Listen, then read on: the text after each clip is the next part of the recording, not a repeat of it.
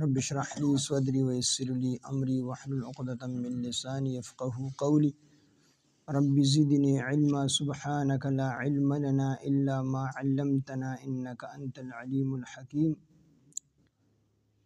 سورة الأنعام اتم سپارہ آیات نمبر 164.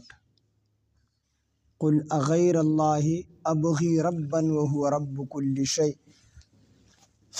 اللہ جل شانہ بیا مشرکانو ته خطاب کی، مشرکانو ته یوازې نه بلکې ټول انسانیت ته الله خطاب کی. د دې نه مخکې الله جل شانہ فرمایل چې لا شریک له، هیڅ قسم شریک د الله سره نشته دی، الله واحد لا شریک دی.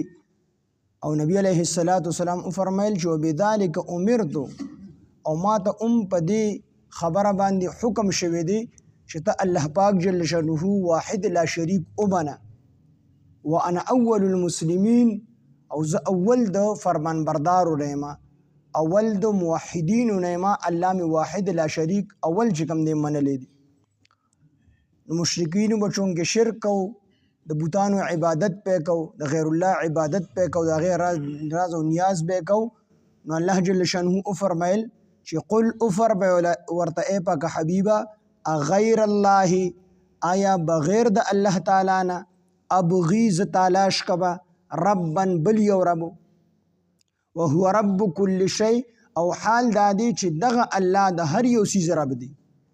نو زه هم ستاسو په شان دي شمه چې زه د الله نه علاوه بل څوک رب تلاش کبا، او حال دا دی چې دک یو رب چې د ټول جهان خالق مالک او رازق دی او د ټول کائنات رب دی.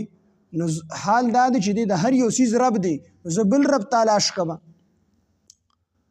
نو داسې هرګز زه نشم کولی، زه به دغه دک یو رب عبادت کوم او د وحده لا شریک له به دغه ذات بنم.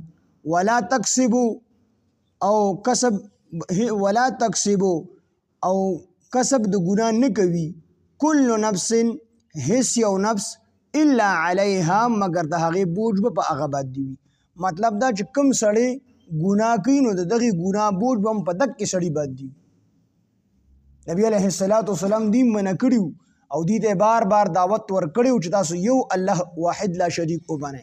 د الله سره بل هیڅ څوک چې کوم دی شریک نشته دی، نه په ذات کې او نه په صفاتو کې، نه په افعالو کې.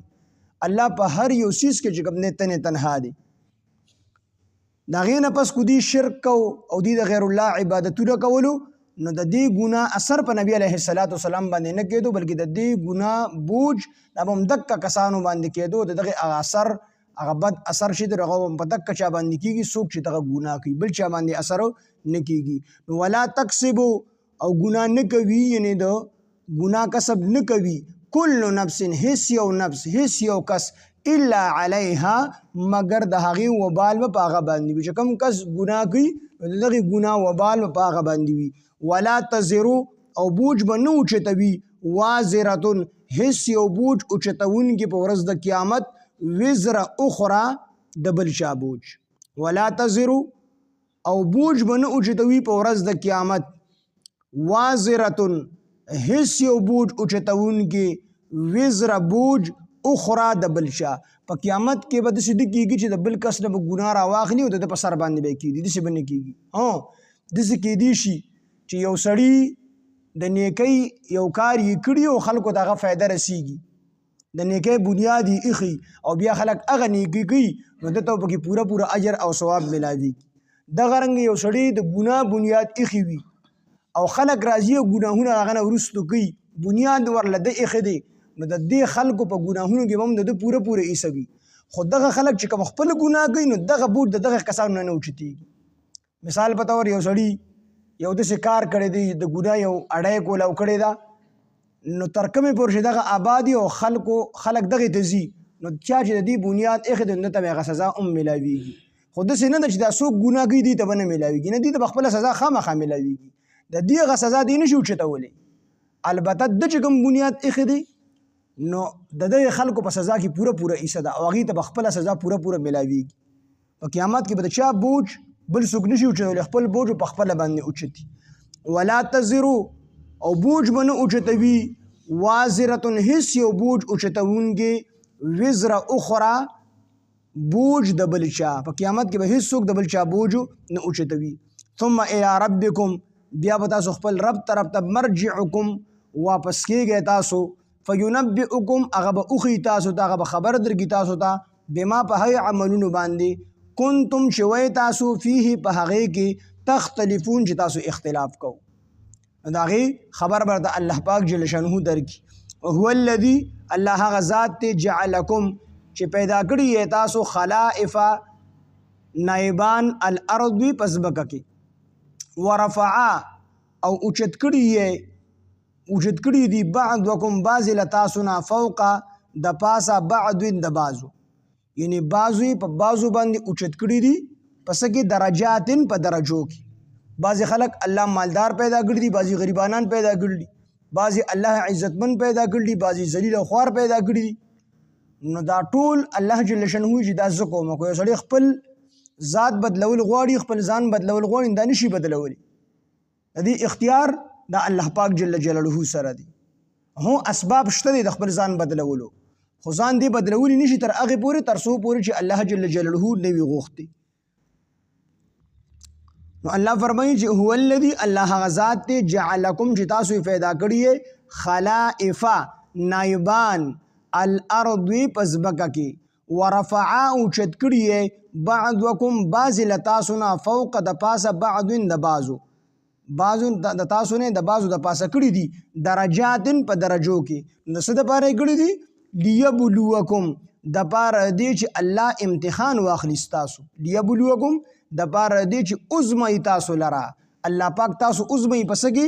فیما په هغه څه کې آتاکم چې الله تاسو ته درکړي دي. نو چې الله دې ته څه درکړي دي په دې کې امتحان دی.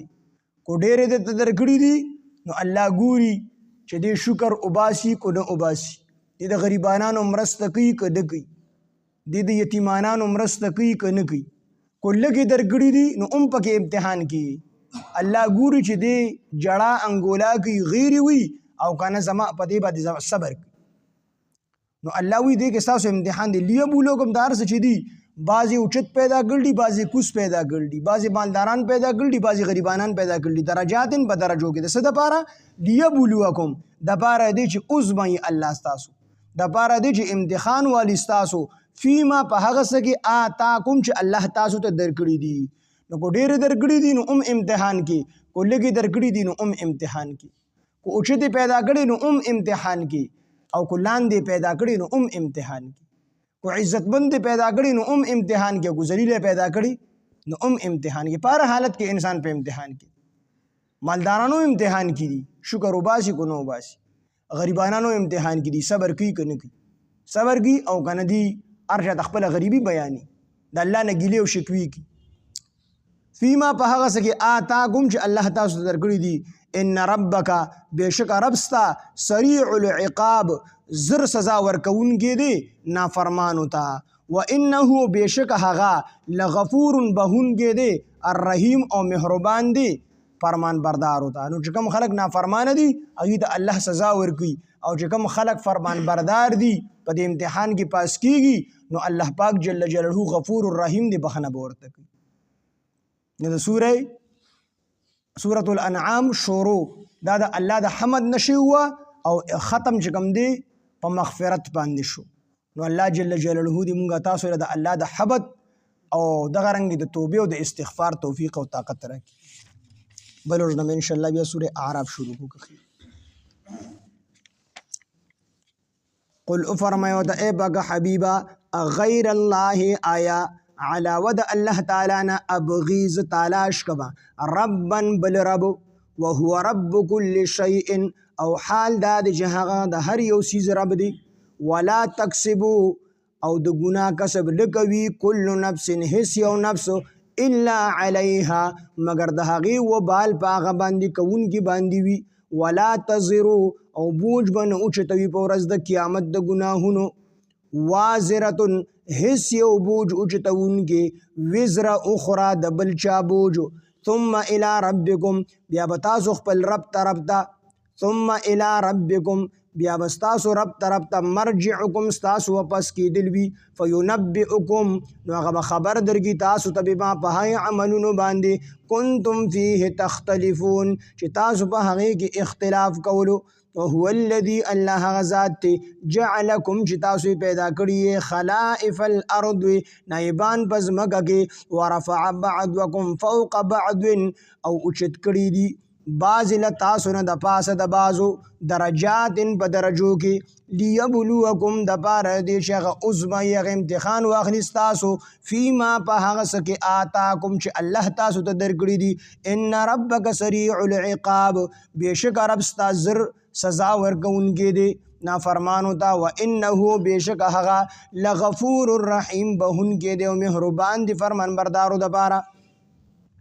قل او فرمایو ته ای پاک حبیبه غیر الله آیا غیر د الله تعالی نه ابغي ز تلاش کما ربا بل رب وهو رب كل شيء او دغه الله او حال دا چې دغه الله د هر یو سیز رب دی ولا تکسبو او د ګناه کسب نه کوي کل نفس هیڅ یو نفس الا علیها مگر د هغې وبال په هغه باندې وي چې کوم کس ګناه کوي نو د هغې هغه وبال په هغه باندې وي ولا تزر او بوج به نه اوچتوي په ورځ د قیامت وازرتن هیڅ بوج اوچتونکې وزر اخرى بوج د بلچا ثم الى ربکم بیا به رب ستاسو طرف ته مرجع ثم الى ربکم مرجعکم بیا به تاسو خپل رب طرف ته واپس کولی شئ فینبئکم نو هغه به تاسو ته وښیي هغه به تاسو ته خبر درکړي بما د هغه څه کنتم فیه تختلفون چې تاسو په هغې کې اختلاف کولو